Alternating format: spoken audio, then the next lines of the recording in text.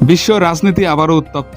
New ইয়র্কে নবনির্বাচিত mayor Zohran Mamdani এবং ইসরায়েলের প্রধানমন্ত্রী বেনিয়ামিন নেতানিয়াহুর পাল্টাপাল্টি কঠোর মন্তব্য ঘিরে আলোড়ন ছড়িয়েছে পুরো দুনিয়ায়। আইসিসি গ্রেপ্তারির নির্দেশ, আন্তর্জাতিক আইন, গাজা যুদ্ধ সব মিলিয়ে তৈরি হয়েছে নতুন রাজনৈতিক ঝড়। আজকের বিশেষ প্রতিবেদনে মামদানির হুঁশিয়ারি, নেতানিয়াহু নিউ ইয়র্কে এলে তাকে গ্রেপ্তার করা হবে, নেতানিয়াহুর পাল্টা জবাব, আমি নিউ ইয়র্কে আসব, যুক্তরাষ্ট্রের আইন কি বলে, আইসিসির নির্দেশ মানতে বাধ্য কি কোনো শহর, বিশ্ব রাজনীতিতে এর প্রভাব কতটা। 2025 সালের নিউ ইয়র্ক সিটি নির্বাচনে অভূতপূর্বভাবে বিজয়ী হন জোহরান মামদানি, যিনি কঠোরভাবে গাজা যুদ্ধের বিরোধিতা করে আসছেন। আন্তর্জাতিক অপরাধ আদালত বা আইসিসি ইসরায়েলের প্রধানমন্ত্রী বেনিয়ামিন নেতানিয়াহুর বিরুদ্ধে যে অভিযোগপত্র দাখিল করেছে, মামদানি তার উপর ভিত্তি করে বলেন, নেতানিয়াহু নিউ ইয়র্কে পা রাখলেই তিনি আইন অনুযায়ী তাকে গ্রেপ্তারের নির্দেশ দিবেন। সিটি মেয়র আন্তর্জাতিক ওয়ারেন্ট কার্যকর করতে পারেন কিনা। মামদানির বক্তব্যের পরের দিনেই তীব্র প্রতিক্রিয়া জানান নেতানিয়াহু। তিনি বলেন, আমি আসব নিউ ইয়র্কে, এ ধরনের মন্তব্যে আমি ভীত নই। এছাড়া তিনি ইঙ্গিত দেন, মামদানি যদি ইসরায়েলের অস্তিত্ব স্বীকার করেন তাহলে আলোচনার পথ খুলতে পারে। ইসরায়েলের পররাষ্ট্রমন্ত্রীও মামদানির মন্তব্যকে রাজনৈতিক নাটক বলে ব্যঙ্গ করেছেন। এখন প্রশ্ন, নিউ ইয়র্কের মেয়র কি সত্যিই কোনো বৈদেশিক প্রধানমন্ত্রীর বিরুদ্ধে আইসিসি এর ওয়ারেন্ট কার্যকর করতে পারেন? যুক্তরাষ্ট্র আইসিসি এর সদস্য নয়, ফেডারেল আইন আইসিসির আদেশ মানতে বাধ্য নয়। একজন মেয়রের নেই আন্তর্জাতিক ওয়ারেন্ট বাস্তবায়নের ক্ষমতা। স্টেট গভর্নরও বলেছেন, মামদানি আইনি ক্ষমতা রাখেন না। বিশ্ব গণমাধ্যমে ব্যাপক আলোচনা। মধ্যপ্রাচ্যের দেশগুলো ঘটনাকে স্বাগত জানালেও মার্কিন ইসরায়েল সম্পর্কের প্রশ্ন উঠছে। গাজার মানবাধিকার বিষয়ক চাপ আরও বেড়েছে। কূটনীতিক সফর কি ঝুঁকিতে পড়বে? এই উত্তেজনাপূর্ণ শুধু নিউ ইয়র্ক বা ইসরায়েলকেই নয়, বরং পুরো আন্তর্জাতিক সম্পর্ক ব্যবস্থাকে নাড়া দিয়েছে। মামদানি জানেন গ্রেপ্তার সম্ভব নয়, কিন্তু প্রতীকী বার্তা। গাজা যুদ্ধের বিরুদ্ধে বড় রাজনৈতিক অবস্থান।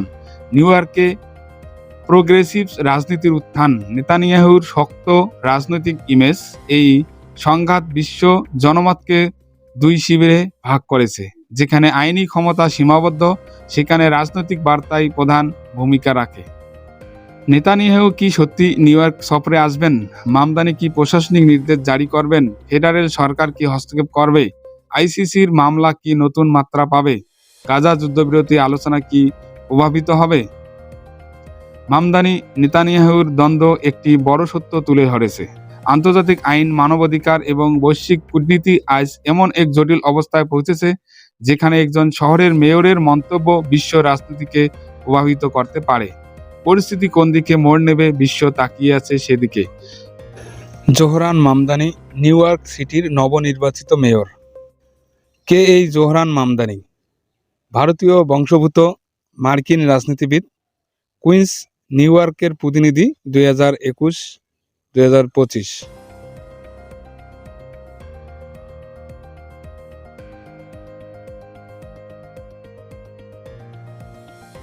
প্রোগ্রেসিভ রাজনীতির শীর্ষমুখ। গাজা যুদ্ধের বিরুদ্ধে জোরালো অবস্থান।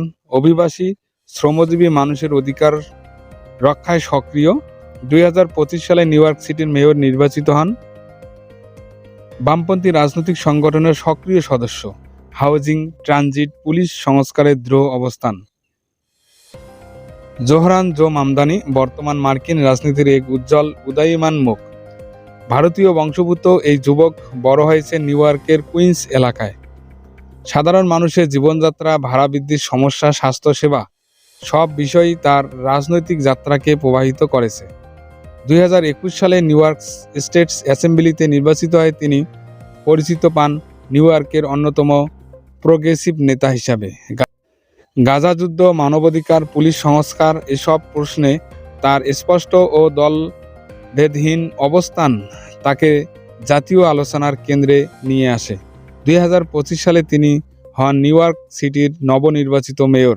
তার নির্বাচনী প্রচারণার মূল অঙ্গীকার ছিল সাশ্রয়ী বাসস্থান, গণপরিবহন উন্নয়ন অভিবাসী সমাজের অধিকার এবং আন্তর্জাতিক ন্যায় বিচারের প্রতি দৃঢ় অবস্থান।